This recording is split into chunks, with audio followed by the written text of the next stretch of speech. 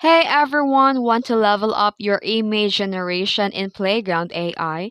Let's explore how to use the built-in prompt guide to get stunning and accurate results. Let's get started. First, open the playgroundai.com and log in. Then here, head to Create tab or click the Start a New Design.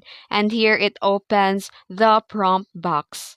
And here, you're going to describe your prompt categories. The guide is organized into types like photography style, illustration types, lighting and mood, composition tips, and artist and era styles. And here, you're going to describe what you want, like this example here.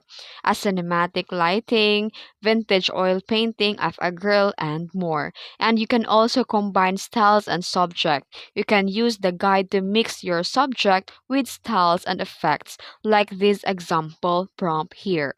And once your prompt is ready, you can now hit generate and you'll instantly see how small tweaks like lighting or art style change the whole look.